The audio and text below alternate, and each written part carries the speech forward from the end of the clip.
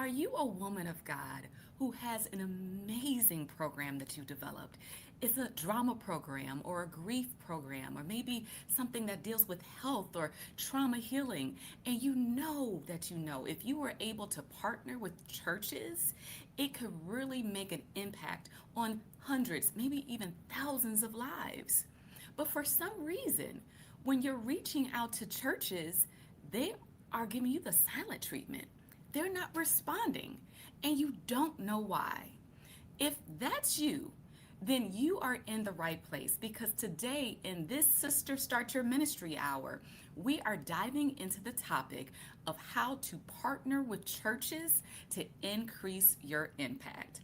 My name is Reverend Jocelyn, and I'm your coach and your host of this hour, dedicated to helping Christian women such as yourself to build kingdom businesses that leave a legacy and makes an impact. So if you're a woman of God who you know you're called to build a ministry that goes beyond the walls of the church, this is your home base.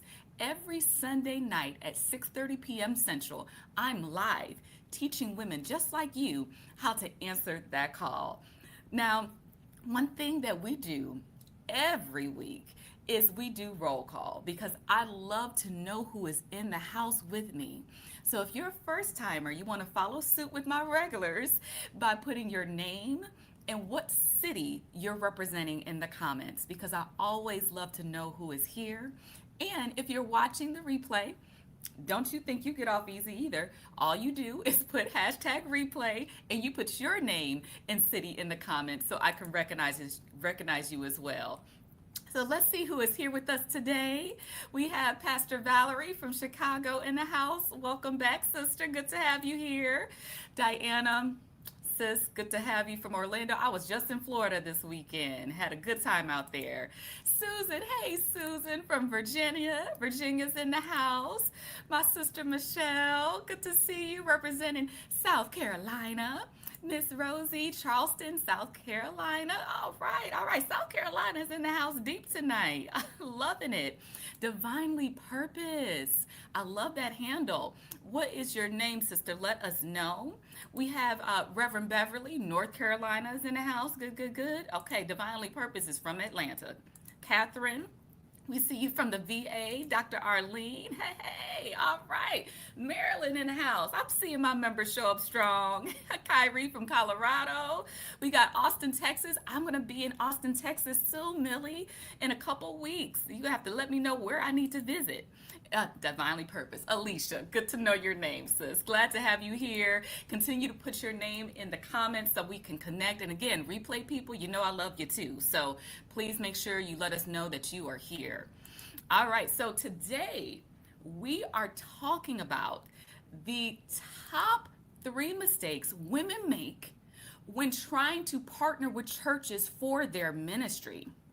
Now, by the end of today, I'm going to share with you some resources at the very end, which is why you have to stay through the teaching to get some additional resources. Because at the end of our time together, I'm also going to have some follow-up resources available for you to take advantage of to help you to develop those partnerships.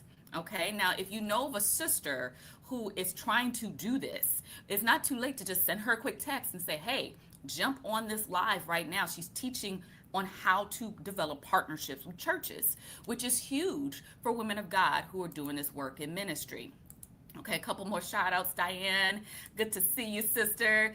So glad to have you. And she's a first timer from Florida. Hey, all right, we love first timers.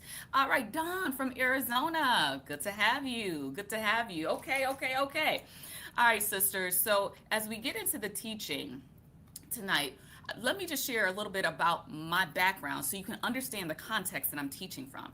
Now, I've worked in full-time ministry since the age of 23.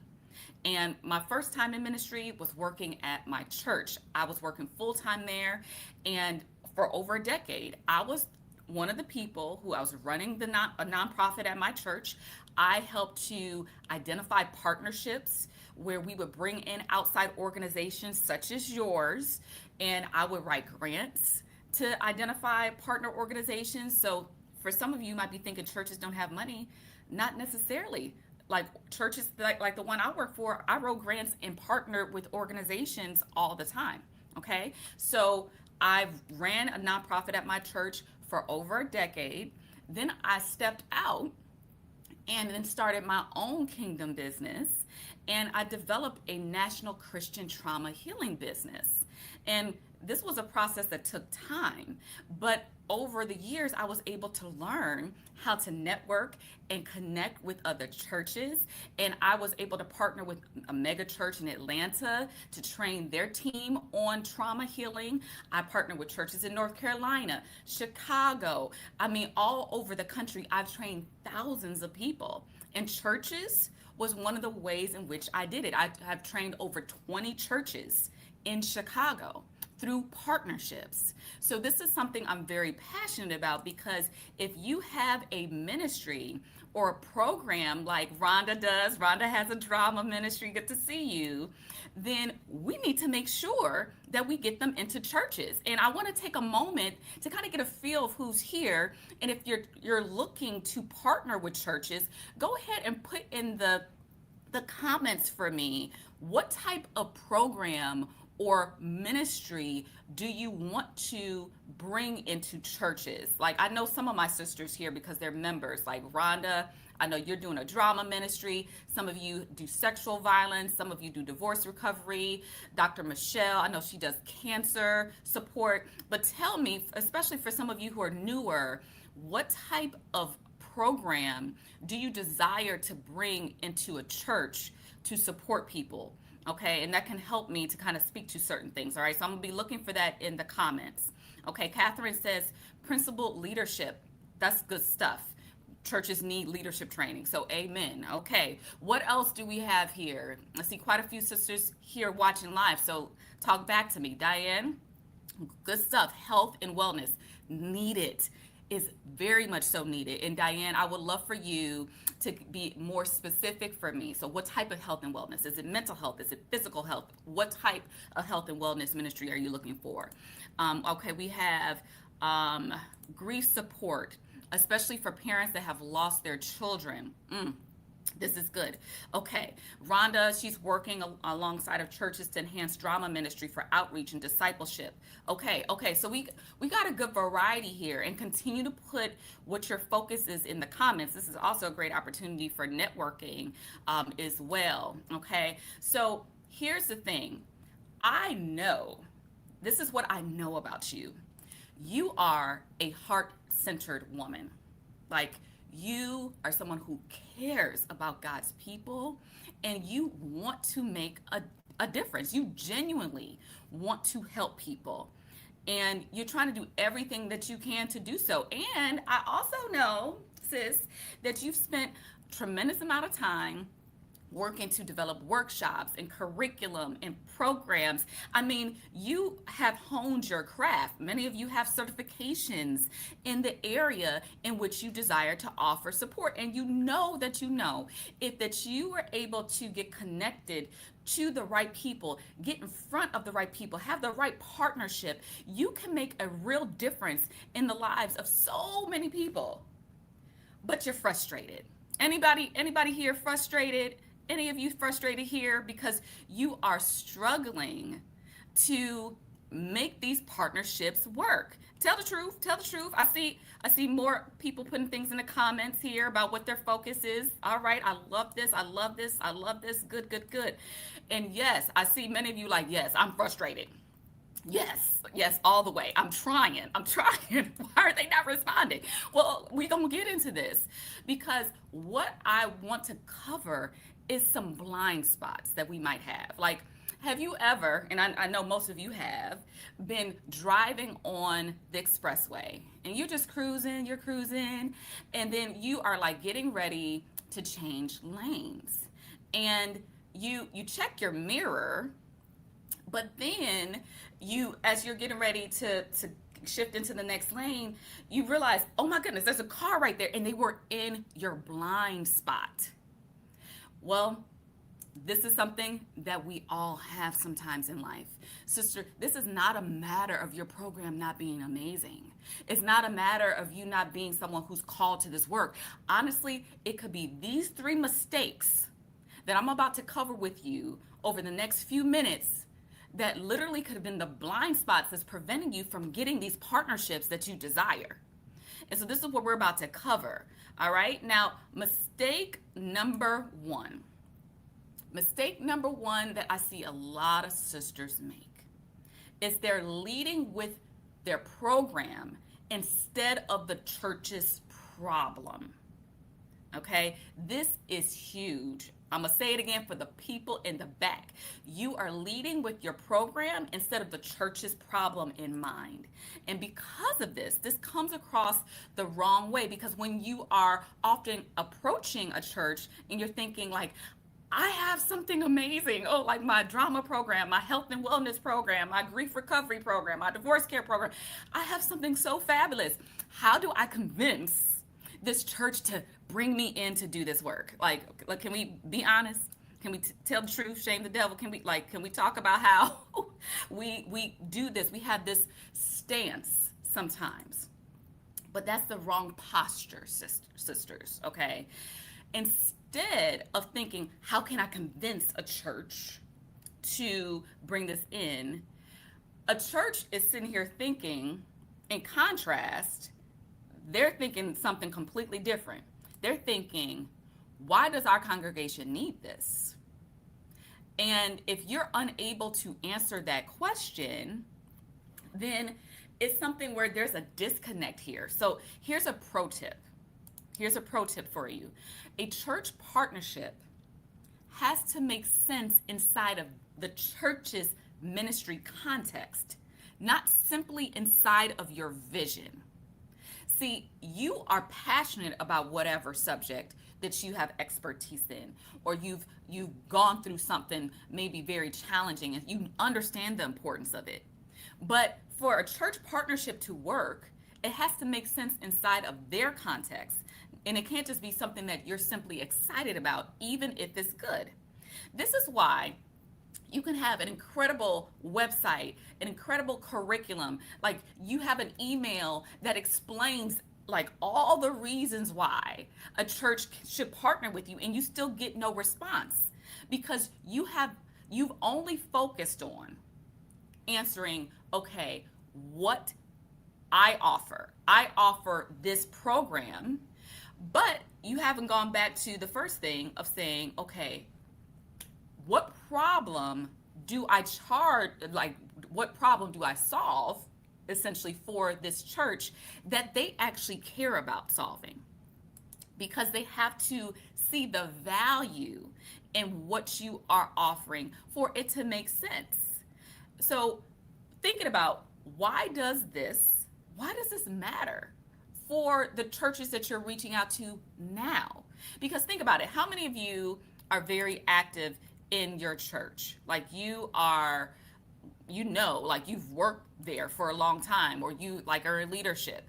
You understand the dynamics of church. Like it is a lot going on. We have Pastor Valerie here. Pastor Valerie knows like every day of the week. You got a lot of stuff going on. And so yes, they can see that this program sounds great. They can actually believe your mission is good. But it's one of those things. I see a lot of you all work at church. You understand church.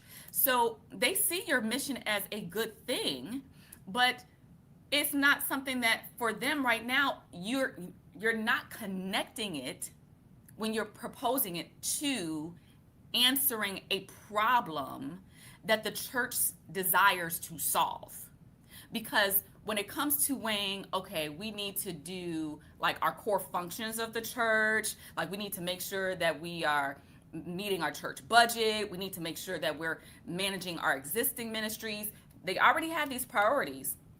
You coming over here with a new program that might be fantastic, but if they already have a full plate, which most pastors have a full plate, you have to be able to show them that whatever you're offering is a value add to what is important to them and can actually help solve a problem that they once solved. Are you all following me? Yep. And I see they're demanded or needed. Yep. Infrastructure list. That's right. That's right. So these are some things to consider, because if you're just leading with the fact, hey, I'm excited about this, is not going to get the results that you desire. So instead, stop approaching the church from the perspective of what you want them to help you to do, which is get a program into their church. Instead, work to find out what they're already trying to accomplish. What are they looking to do? What's their priority for this season? A lot of times churches have a theme for the year. They're someone who already believes in mental health. They believe in certain programs, which we're going to talk about that in a later mistake. But you have to do your research and understand what their goals are, and then be able to show them that there's alignment here. Okay, that's going to make a difference. Yes, yes, thank you. Thank you, Dr. Arlene. Definitely. Good, good, good, good, good. Practicing hope. Love that. So that's mistake number one, all right? Mistake number two, treating church outreach like a transaction instead of a relationship. I want you to put relationship in the comments for me. Relationship. It matters. Okay? This is something where there's been times in the past where I would make mistakes. I would lead like I was telling you all not to do, by just saying, hey, like, I just have an amazing program. You should do this. And I'm not trying to build rapport. I'm not trying to, get to know who they are, what their needs are. And it shows. It shows. It shows. I see you all relationship, relationship, relationship. That's it. Relationship.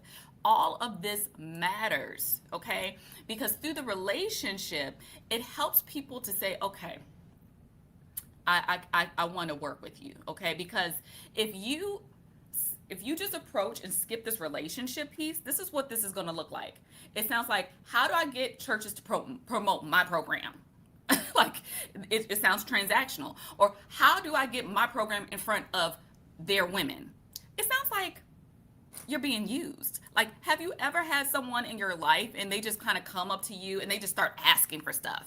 They're not trying to get to know how you're doing. They're not trying to see how they can support you. They just want access to all your people. They like coming in to your house. They're going in, opening up the refrigerator, making themselves comfortable, take it. And you're like, wait a minute, how you gonna come in my house like this? And we don't even have a relationship. Something's off. That's what that seems like when you don't build rapport. And churches operate heavily on relationship, trust, credibility, and alignment. And let's talk about these, because with relationship, wouldn't you feel more comfortable like bringing someone in who you've known for a while? You know they're a person of integrity. You know how, like, their values. You know that they operate in excellence. You know that they're trustworthy. Wouldn't you feel more comfortable working with someone like that versus someone who just does a dry email to you saying, hey, can you bring this program in?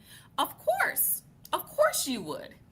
And trust is something nowadays, it takes more time to develop. There's so many bots, there's so much AI, there's so much noise out here that people don't even know what's real. So they need to know you, lay eyes on you. Maybe you break bread with these individuals to develop this partnership. And credibility. You also have to be able to show that you know what you're talking about. Some of you are the best kept secret.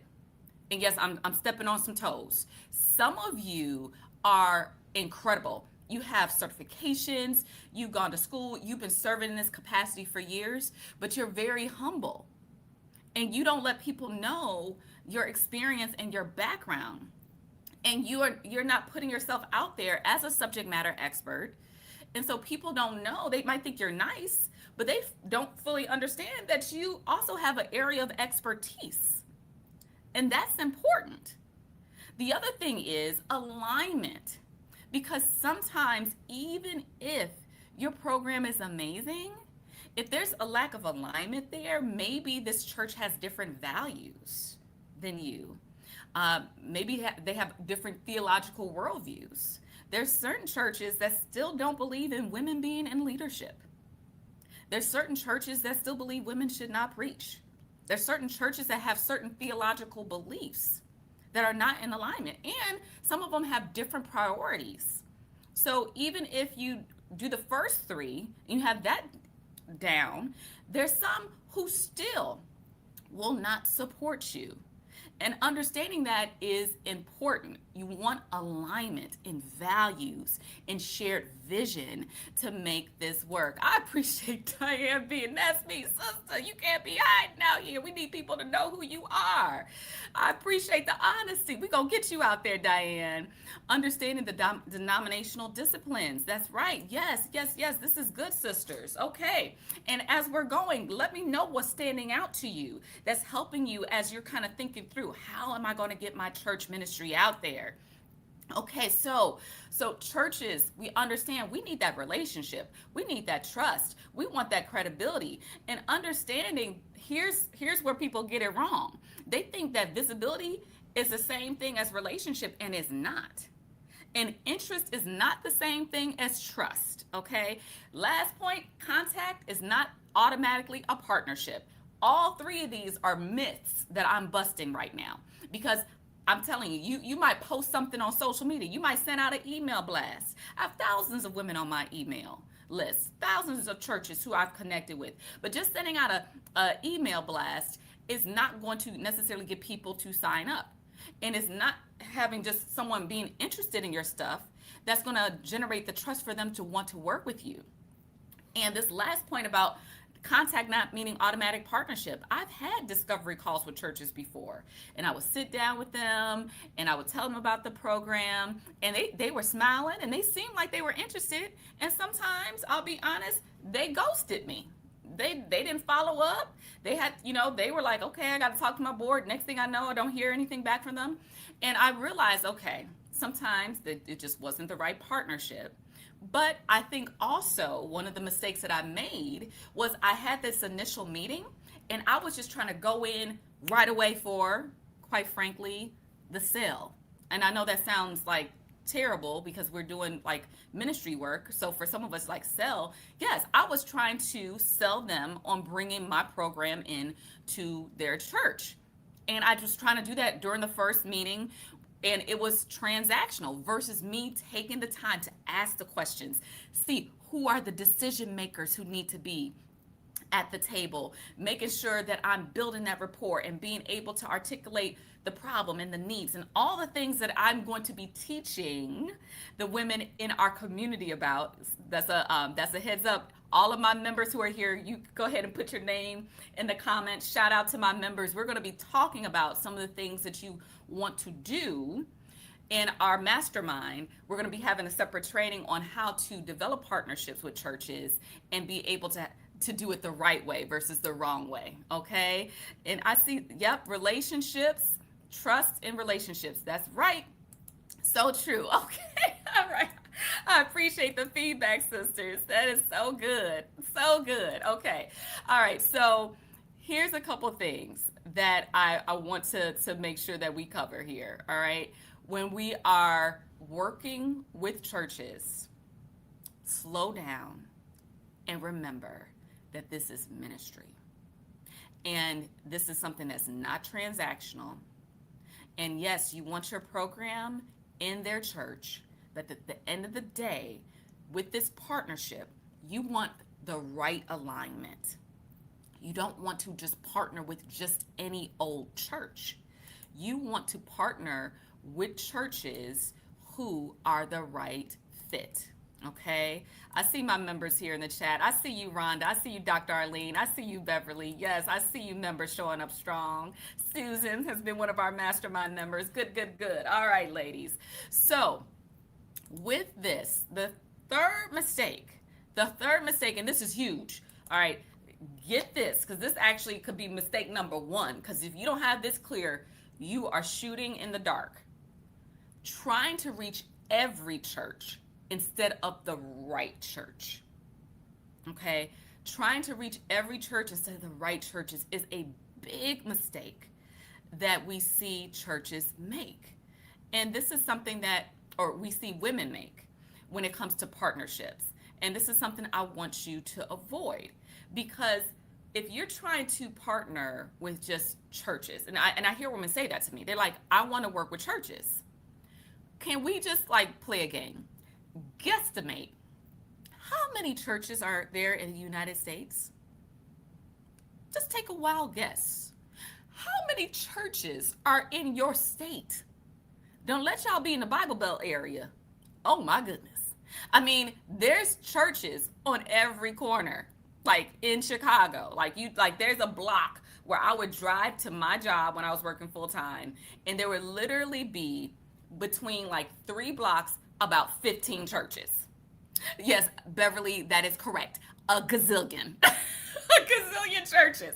So, yes, thousands in the South. Yes. Okay. All right. So you all get the point that we need to be a little bit more intentional about the type of churches we want to partner with, because saying I just want to work with churches, saying that is not a target market per se, because that's still too broad. There are a number of churches out here, and some churches, trust me, you don't want to partner with. Just trust me, okay? So with that, you have to decide up front the type of churches that you are best suited to serve. You know, I think about when I was first trying to develop my partnerships with churches, and I was like, okay, I got to figure out a solution. So I decided I was going to buy a list of churches with their contact information, and I was going to do some cold marketing to these churches. And with the cold marketing, I was just doing email marketing, and then, I was saying, okay, we're going to do some follow-up calls and things like that. But in buying a list, even if I had the right contact person, and I had it like by certain geographical areas, there were some things I did not think about. I did not think about the fact that some churches, again, based on their denominational background, they do not, like, automatically they would like X me out because they don't believe in women being ordained. Some of them are very conservative. Others are very liberal. Some of them believe in what I'm trying to do, which is a Christian trauma healing ministry. I was trying to expose them to that. Some churches, while they believe in Christian trauma healing, others really believe that members of their church don't really have trauma. They're in denial, but that's what they believe. And so for some churches on that list, it wasn't a matter of them being a church. It goes back to what I was saying earlier. Some churches aren't in alignment with your values. Some churches don't believe in the type of program you have to offer. Some churches are like, they want your services, but they can't pay for your services because they might be a very small church. Some churches are mega churches, and they like have so much going on where they don't need your ministry. So you have to think about, when you're looking at what type of churches do you want to partner with, you can't just be all general. You got to get specific on what church are you best suited to serve.